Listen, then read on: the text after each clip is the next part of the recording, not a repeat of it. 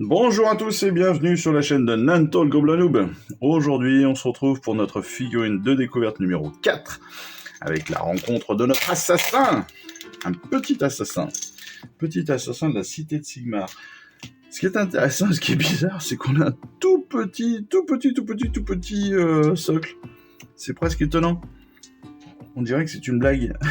Franchement, on dirait que c'est une blague. Quand on regarde, c'est quand même... on est sur une taille de socle de Stormcast. Donc sur un 40, là on est sur un 15 ou un truc comme ça, je sais même pas combien il fait. On est sur un 25 mm. Ça faisait tellement longtemps que j'avais pas vu un truc aussi petit. Même les grottes sont plus grands, j'ai l'impression. Ouais, c'est ça. Ah non, c'est les mêmes que les villes du fiel obscur, quoi. Mais c'est fou. C'est marrant. Et encore pas tous les villes, mais certaines villes du fiel obscur ont la même taille, mais c'est vraiment tout petit. Donc pour la construction, ça va être très simple, parce qu'on a un bon 7 pièces quand même. Touloulou. Grosse fabrication, là. 7 pièces quand même, ça va être compliqué à faire. Et puis 7 pièces avec en plus, chose marrante, voilà, on a un socle scénique qui est plus grand. Qui est plus grand que le socle qu'on nous transmet. Bon, ça c'est assez étonnant, mais bon, on verra ça dans la construction. Allez, on va regarder vite fait le fascicule qu'on nous a donné avec. Sur les cités de Sigmar, les assassins sont des agents de la mort qui œuvrent parmi les armées des cités de Sigmar à la faveur de l'obscurité. Ils se faufilent pour ouvrir des brèches dans des fortifications, esquiver les gardes du corps et tuer leurs cibles. Les elfes qui endossent cette profession considèrent le meurtre comme une forme d'art. Ils sont sélectionnés pour leur prouesse physique et formés à la magie pour mieux se dissimuler. Les assassins peuvent faire avorter une bataille en éliminant les officiers et généraux ennemis. Cependant, si une guerre ouverte devait éclater, ils seraient tout aussi efficaces sur le terrain et ils n'ont pas leur pareil pour purger la corruption des cités du dieu roi et éliminer les traîtres et les infiltrés. Que de programme. Et là, on démarre sur une magnifique illustration, les tueurs à gages. Franchement, magnifique. Alors, on voit nos villes du fiel obscur, les cités de Sigmar, là, les unités de base, un héros, enfin, même un monstre, presque. Là, on a des grottes et tout, c'est super. Là, on a des trogottes, ils sont magnifiques. Trop cool. Cité de Sigmar, c'est très sympa si on aime, encore une fois, côté bretonien, donc du côté des armées en ligne, bien propre. Un peu dans le style des Stormcast, mais moins cuirassé, plus avec du bois, du cuir, des armures un peu plus classiques et un peu moins expansives, on va dire. Mais on a vraiment de très très très très jolies choses. Là encore, on a de très belles figurines sur les cités de Sigmar. Et en plus, ils en ont refait il n'y a pas longtemps. Donc il y en a vraiment qui sont extraordinaires. Wow, lui, il claque. C'est pas une cité de Sigmar, ça clairement, c'est un Stormcast, mais il est... Waouh. Il pète, il est magnifique.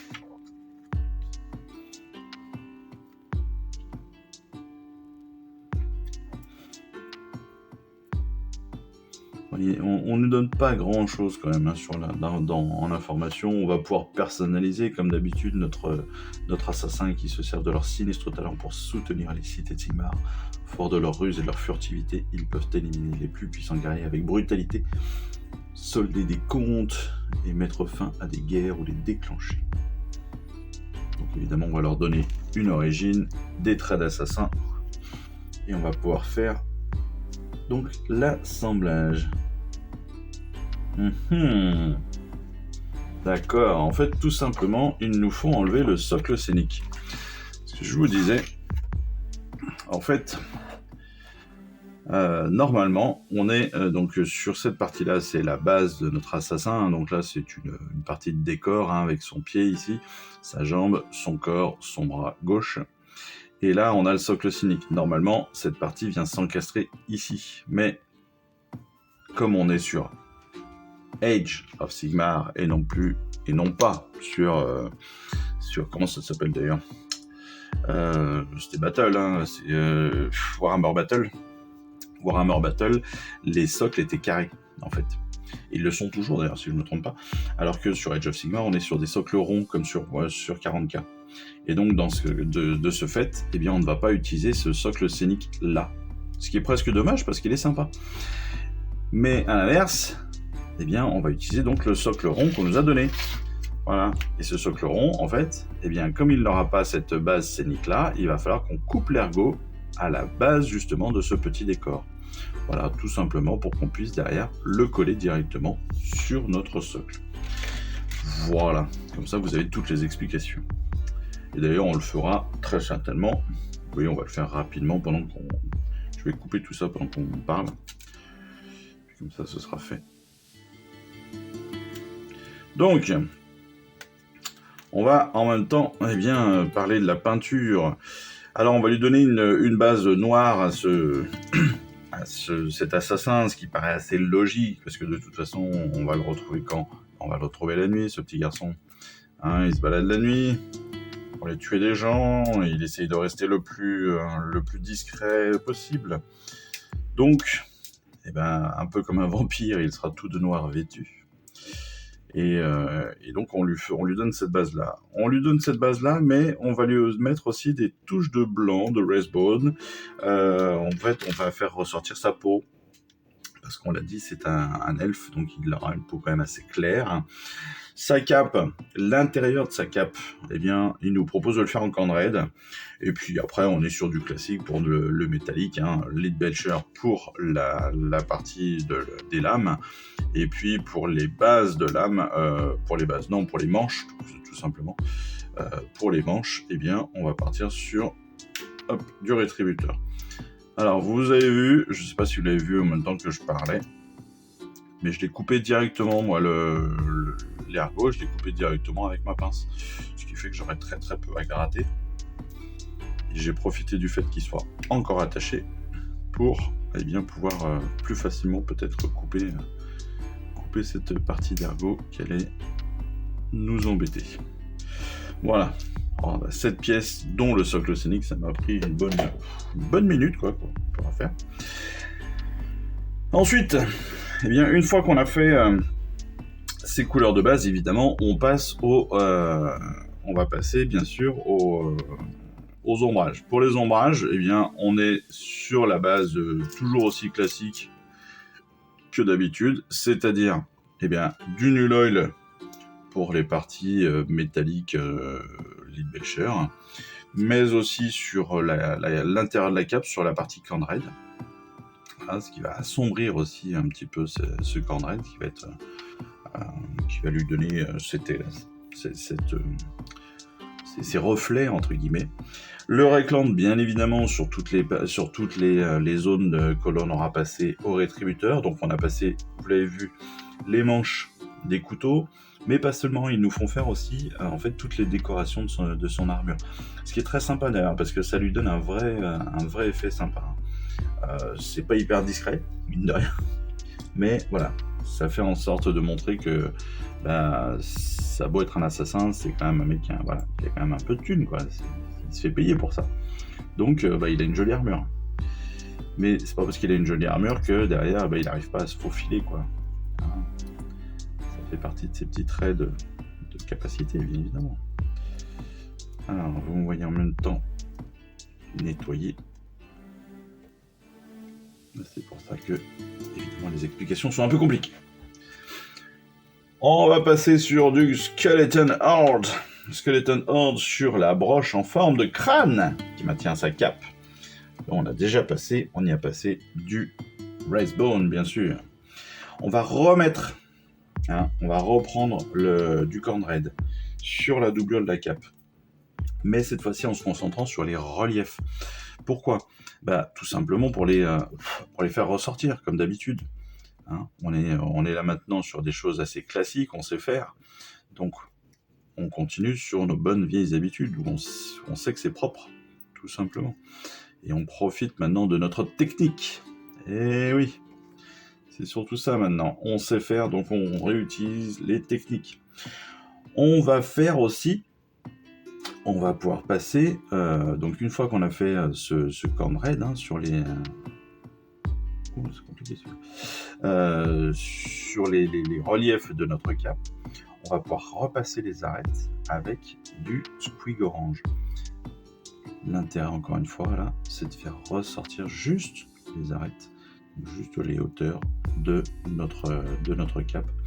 Ça va faire ressortir le cornerette dessous, ça va lui donner, encore une fois, tout le détail que l'on souhaite et donc la précision, le propre de ce que l'on veut exprimer, n'est-ce pas, à travers notre peinture.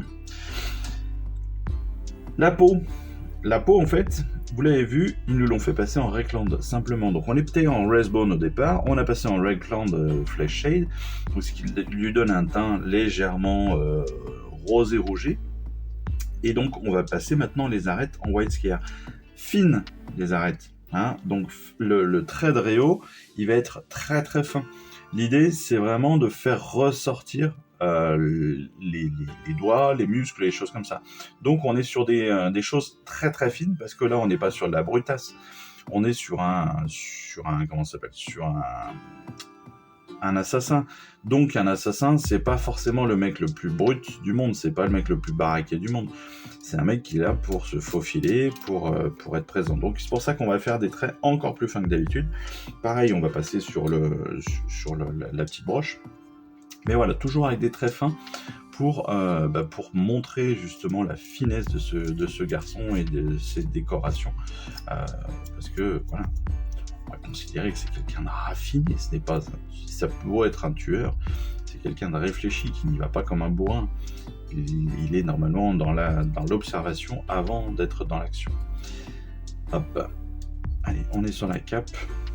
Vous voyez, je passe très doucement pour ne pas abîmer la cape. Voilà. Je regarde tous mes points ici.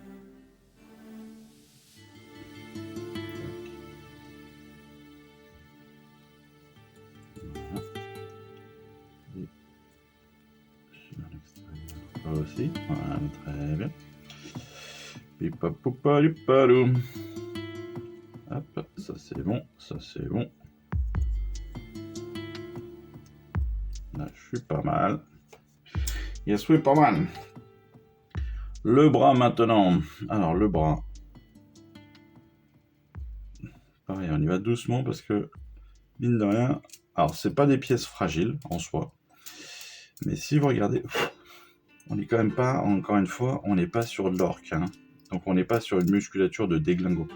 Donc on est plus sur des pièces fines et allongées que sur la musculature pure et dure. Donc forcément la sculpture se ressent. Donc forcément la finesse de la sculpture se ressent et donc la fragilité des pièces se ressent. C'est pour ça qu'on fait attention. Et là on est sur la tête, et sur la tête c'est pareil. Hop. Voilà.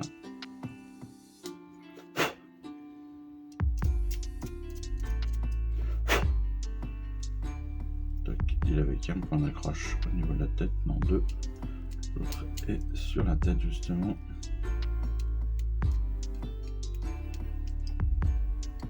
On va essayer d'enlever aussi la ligne de moulage qui est sur une capuche assez moche.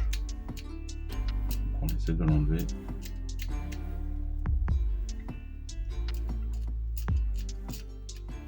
Voilà qui est fait. Et puis comme d'habitude, on va finir avec la dernière pièce qui va partir soit à la poubelle, soit dans les bits. C'est le socle scénique ici.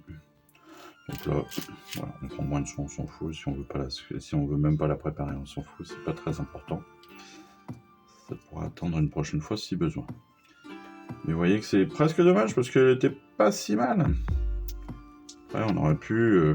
ça aurait été compliqué d'aller la tailler, donc c'est pas plus mal qu'ils ne le demandent pas. Voilà qui est fait.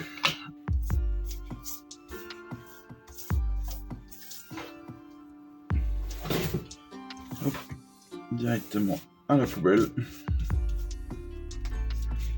C'est parfait. Donc, je disais, on passe donc en Réo en White Scare.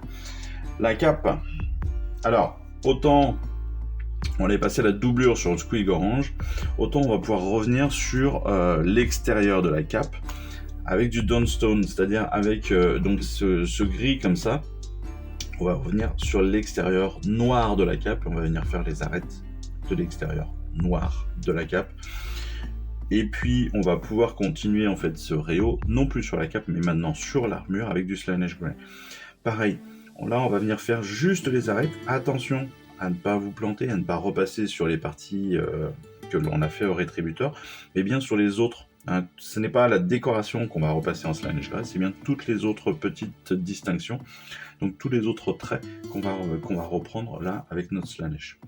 Et puis évidemment, on va finir avec le Stormhost Silver qui va nous permettre, lui, de passer sur les parties donc plutôt métalliques. Cette fois-ci, le Lead Belcher et les parties donc de rétributeurs si on le souhaite, comme le pommeau, les choses comme ça. Voilà. Pour le soclage. Eh bien, on va faire une couche de base sur notre pied, en fait, sur notre sculpture, là. C'est un morceau de sculpture qui traînerait par terre, une pierre, on va dire, hein, qui resterait. Donc, sur cette pierre, on va passer en downstone parce que ça fonctionne très bien, cette couleur, ce gris, comme ça. Il fait un peu gris terreux. Et puis, on rajoutera de l'agrax pour lui donner justement du sombre et puis améliorer et aller chercher les creux. Un petit brossage à sec en Corax White et notre pierre est prête. Pour le reste du soclage, eh bien on va passer une première base de Katashan histoire de lui donner un ensemble. Ensuite notre Agralan Earth histoire que l'on va passer avec notre spatule. Rappelez-vous, on en parle assez peu de la spatule jusqu'à... Honnêtement, d'ailleurs, c'est vrai qu'on en parle assez peu de la spatule et on nous en a très peu fait utiliser, ou en tout cas montré dans les fascicules précédents officiels de la collection, ce qui est assez étonnant. Mais une fois que notre Agralian Earth est bien sec, une fois qu'on l'a bien étalé un petit peu de partout, il va se craqueler, hein, bien évidemment. Et donc là, une fois qu'il sera craquelé, on va pouvoir à la fois donc l'ombrer avec la Grax, et puis derrière revenir sur un Wraithbone avec un petit brossage à sec pour lui donner justement de l'éclat et rehausser un petit peu tout cela. Et puis on peut finir soit sur du Katashan au niveau du cercle de notre socle, ça c'est vraiment comme vous le préférez. Moi je sais que pour l'instant j'ai l'habitude de le faire en noir, certains le font en marron pour rester dans l'esprit de terre. D'autres, je sais que d'autres le colorent en fonction de l'unité, ce qui est pas mal aussi. Ça permet de garder une unité et puis de pouvoir se repérer très facilement une fois que vous jouez. Ça peut être sympa aussi, c'est un peu moins immersif, mais c'est plus dans l'organisation pour les gros joueurs. Je sais que certains mettent des codes couleurs, comme ça ils se retrouvent avec leurs unités très rapidement pour savoir où ils en sont et avec qui ils sont. Voilà.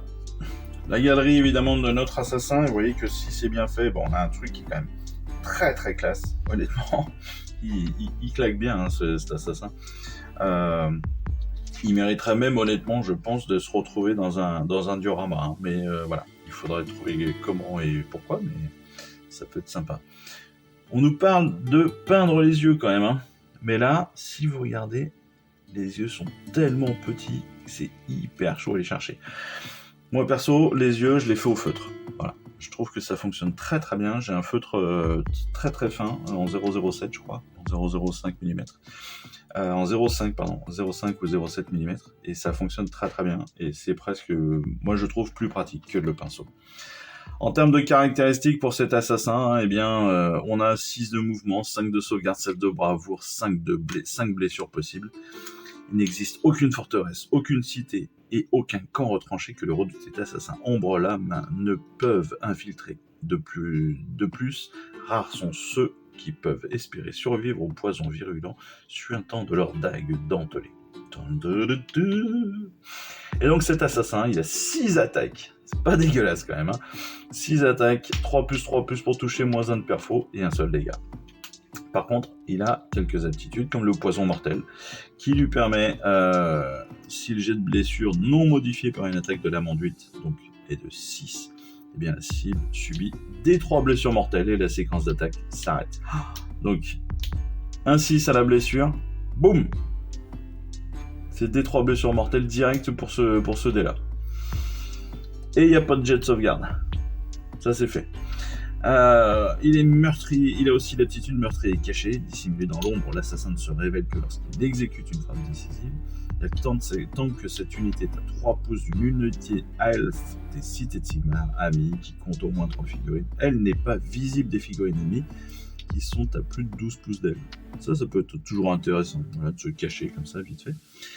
Prêt pour le coup de grâce, l'effet de frappe en premier s'applique à cette unité si elle a fait un mouvement de charge au même tour. Pas mal. Donc si vous avez chargé, vous avez forcément frappé en premier. Donc ça aussi, c'est toujours utile.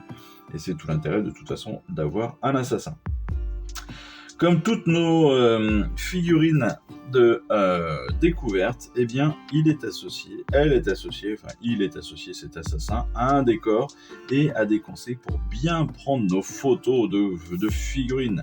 On va nous faire choisir le bon appareil. Bon, un appareil photo ou un téléphone portable, aujourd'hui, ça fonctionne très bien, même si, voilà, un professionnel vous rirait au nez si vous prenez votre appareil photo, votre téléphone portable, bien évidemment.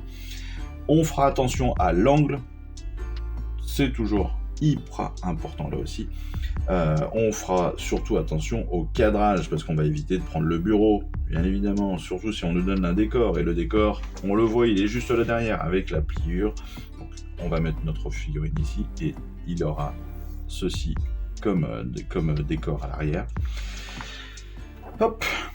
Et puis bien sûr, on va faire attention à la mise au point, on va faire attention à tout, et quand on ressort avec une figurine et une photo comme ça, on est content de nous. Voilà, c'est tout. Donc c'est pour ça qu'on va en profiter. Mais en attendant, et pour finir cette vidéo, nous allons faire le montage. Et oui, regardez-moi ça, on a toutes les pièces là. C'est dommage de pas faire le montage ensemble. Hein, n'est-ce pas? Bah oui. Alors, on a tac tac tac tac tac tac. Ça, c'est ma jambe. Ça, c'est mon bras. Tac. On va débuter donc tout d'abord avec l'assemblage. Hop. On prend notre petite...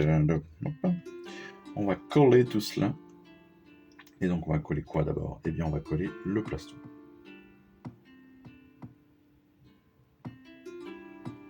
Hop là. Voilà. Donc évidemment, on ne se trompe pas de côté. Mais comme toujours, ce serait compliqué de se tromper. Donc on ne se trompera pas.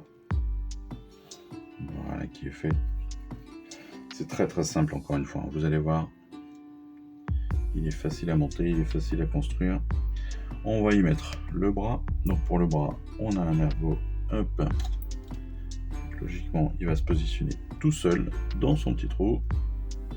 Comme toujours.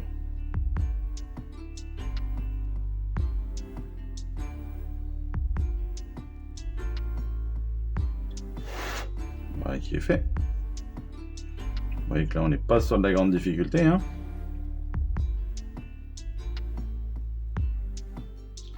On va venir mettre la jambe droite ici. Donc, un point de colle sur le bassin. Positionnement de la jambe. Alors, la jambe qui est quasiment... Oui. Ah,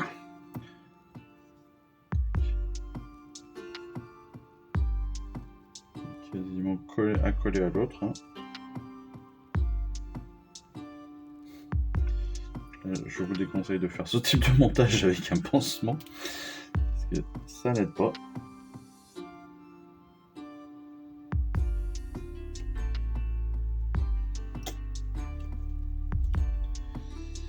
Surtout quand vous avez une figurine qui a des petits pics.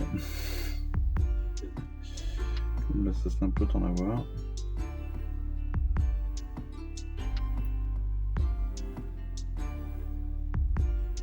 Donc là, on va bien aligner les fesses de notre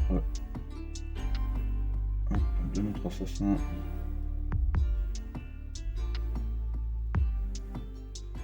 Voilà.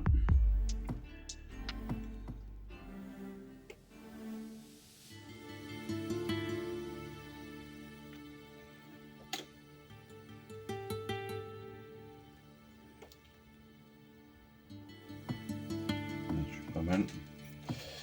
Je suis pas mal.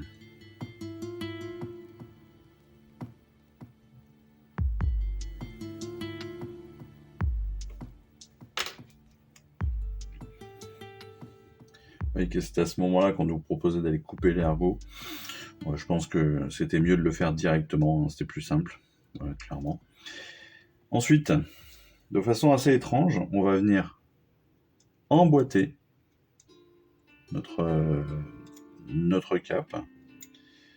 Non pas la coller, mais bien l'emboîter. Voilà, elle va rentrer normalement. Tout est bien collé, oui. Elle va venir rentrer donc dans le cou, logiquement.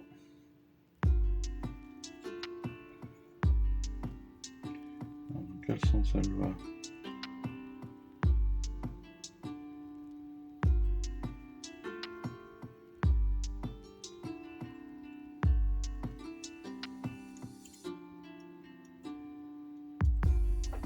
Voilà.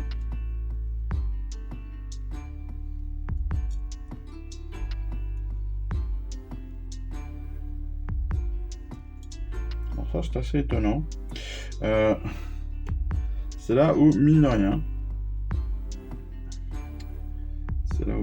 disais-je, donc on s'aperçoit que c'est une figurine qui a...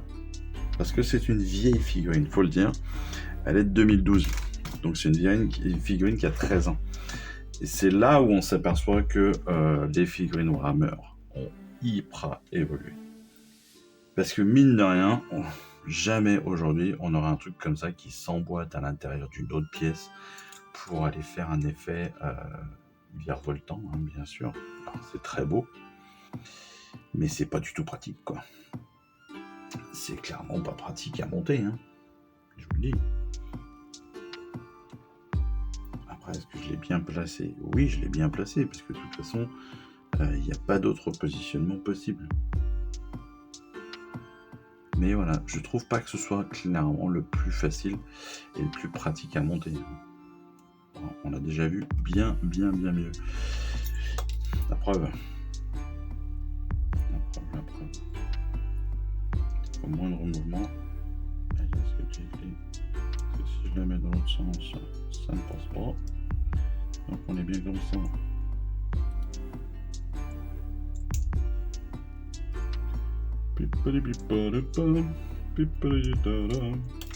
Ouah, la merveille.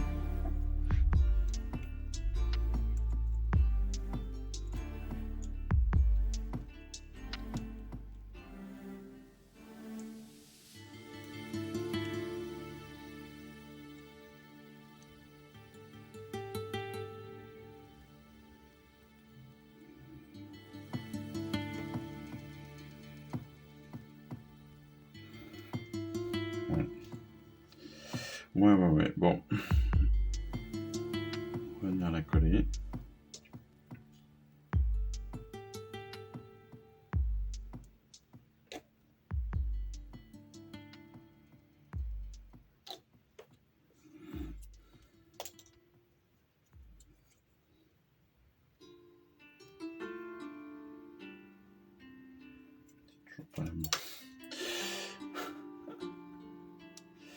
C'est toujours pas le bon sens.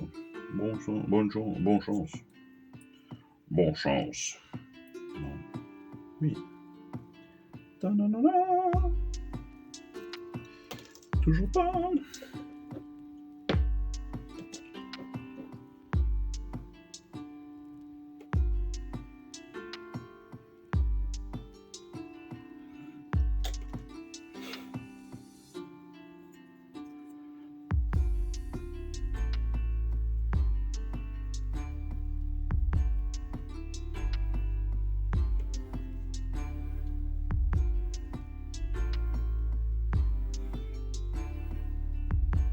Voilà, la problématique vient de moi, hein, je vous le dis. C'est juste que voilà, comme encore une fois, avec un pouce pété, c'est pas, je l'ai pas pété, hein, on se souvient, d'accord, mais avec un pouce en rubané, bah, c'est pas facile à placer. Et là, je pense que la tête, ça va être sympa aussi. Je pense que la tête, je vais bien galérer aussi.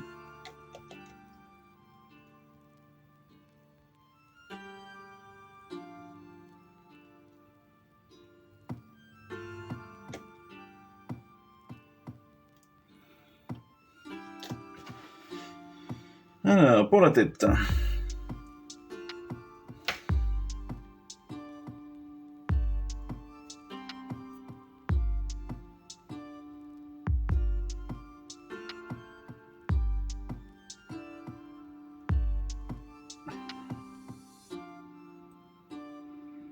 Voilà qui est fait. Donc pas très compliqué. Waouh. Dur d'accès hein, derrière, je vois. Pour aller mettre les yeux, c'est hyper chaud quand même. Hein. Faut vraiment en vouloir. Hein. Là, on est sur une super figurine. Hein. Honnêtement, elle va être très très jolie. Et donc elle serait collée comme ça. On est sur une figurine qui est très très sympa. Qui est pas ultra détaillée, mais qui est quand même ultra sympa. Mais la cape, peut-être qu'elle aurait mérité un peu plus de détails. Les lames sont très très très belles. Mais le visage, pour aller chercher le visage là, aller faire les yeux, faut être un artiste. Hein. Faut être un sacré artiste là pour aller les chercher. Ouais, c'est impressionnant. C'est impressionnant. Bon, bah écoutez, on va s'arrêter là. La figurine est montée, la figurine de découverte est montée. On a vu le fascicule en même temps. Donc tout est parfait, quoi. On a fait tout ça d'une seule traite. C'était pas beau la vie? Bon. Bah écoutez, magnifique pour ce petit hors-série. Je suis très content. Je sais pas si je vais le coller tout de suite ou si je me la garde pour une déco. J'en sais rien. Ou est-ce que je la redécouperai? J'en sais rien. Est-ce que je ferai une déco? Est-ce que je ferai un truc avec ça? Je ne sais pas. Je ne sais pas. Bon, dans tous les cas, merci d'avoir suivi ce petit hors-série à la découverte donc de l'assassin des Cities of Sigmar. En attendant notre prochaine vidéo, eh bien, écoutez, moi je vous souhaite à tous une excellente fin de semaine, et puis je vous dis surtout à très vite. Et puis je vous embrasse. Allez, ciao, bye. Je vous remercie d'avoir suivi cette vidéo. Si ça vous a plu, eh bien abonnez-vous, lâchez un petit like et un commentaire, et suivez-moi sur Instagram où je poste régulièrement des photos de mes dernières réalisations et dernières peintures. Et puis comme il est maintenant de tradition sur la chaîne, je vous souhaite une excellente fin de journée, et surtout, lisez bien, collectionnez bien, assemblez bien, peignez bien et jouez bien. Allez, je vous embrasse et puis je vous dis à très vite. Allez, ciao, bye bye.